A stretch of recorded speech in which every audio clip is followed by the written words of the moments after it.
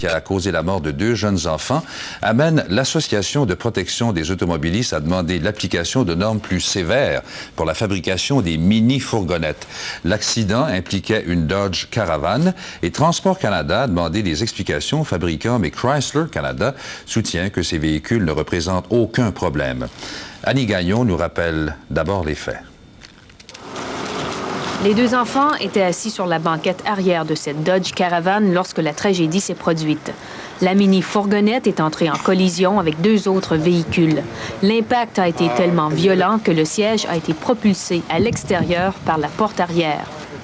Les 2 petits ont perdu la vie presque instantanément. Un 3e enfant repose à l'hôpital dans un état grave et il y a eu plusieurs autres blessés.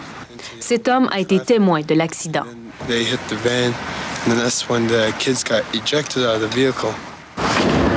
Cette tragédie remet en question la sécurité des mini-fourgonnettes. Selon l'Association pour la protection automobile, ce n'est pas la première fois que ces véhicules sont au cœur de la controverse. Il y a eu une demi-douzaine d'accidents au Canada dans lesquels les bancs se sont détachés sous l'impact ou que la porte arrière s'est ouverte à la suite d'une collision.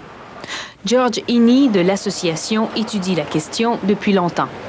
On trouve ça irresponsable d'un constructeur de dire qu'il n'y a pas un problème quand il y en a un. Mais le fabricant Chrysler, qui refuse tout commentaire à la caméra, croit qu'il n'y a pas de problème. Lors d'une entrevue accordée à CBC l'automne dernier, son porte-parole vantait la performance des mini-fourgonnettes qui se vendent comme des petits pains chauds. Le véhicule est l'un des plus sécuritaires, disait Walt McCall. Mais Transport Canada exige des explications satisfaisantes du géant de l'automobile, sans quoi Chrysler devra rappeler plus de 600 000 Dodge Caravan et Plymouth Voyager pour des vérifications. Ottawa n'est pas seul à étudier le problème. Aux États-Unis, on enquête sur la sécurité des fourgonnettes depuis plus d'1 an. Mais jusqu'à présent, les autorités américaines n'ont pas fait de lien entre la 50aine d'accidents survenus et la conception des véhicules. Annie Gagnon, à Toronto. Pour finir, vous entendez souvent parler d'autoroute électronique, mais est-ce qu'on sait vraiment ce que c'est? Toujours est-il que ce matin, le Conseil de la radiodiffusion et des télécommunications a débuté des audiences publiques là-dessus, des gens, donc des communications, compagnies de téléphones, câblo-distributeurs qui vont se faire entendre. Évidemment, des audiences qui vont avoir un impact, d'après le président du CRTC, absolument incalculable, tant sur le plan économique que sur le plan culturel. Joe Snepler nous dit de quoi il s'agit exactement. Les ordinateurs qui racontent l'histoire aux jeunes, l'Internet qui fait la distribution de journaux et de vidéos, les câblodiffuseurs qui convoitent le marché de la téléphonie, les compagnies de téléphone qui veulent faire de la câblodistribution.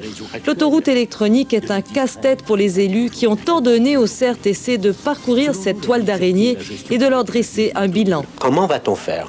C'est justement la question. Comment peut-on réglementer? Faut-il réglementer? Et si oui, dans quelles conditions? Et les audiences publiques qui ont commencé ce matin vont attirer tout ce qui bouge dans le milieu des communications. Ceux qui veulent la déréglementation de l'industrie, ceux qui veulent la protection du CRTC, ceux qui souhaitent défaire des monopoles et ceux qui veulent les garder.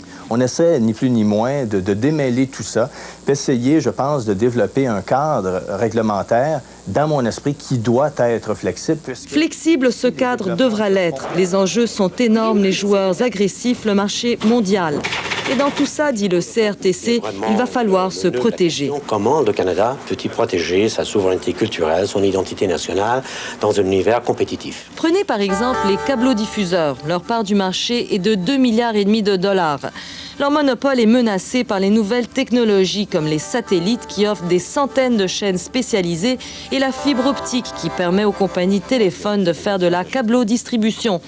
Ils veulent que le CRTC freine les compagnies de téléphone pour au moins 5 ans, le temps de développer la technologie pour percer le marché de la téléphonie. S'ils veulent entrer dans notre business, pour nous, c'est absolument essentiel d'être capable d'entrer dans leur business de base. Ils ont le monopole et il est temps que le monopole soit terminé. Le consortium des 9 plus grosses compagnies de téléphone Stentor, dont la part du marché dépasse les 13 milliards de dollars, veut concurrencer les câblodiffuseurs.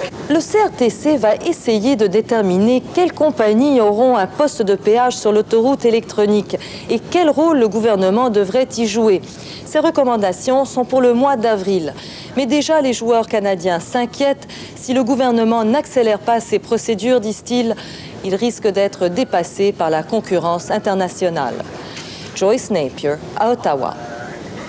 Nous avons présenté le téléjournal de Radio-Canada. N'oubliez pas le point qui suit.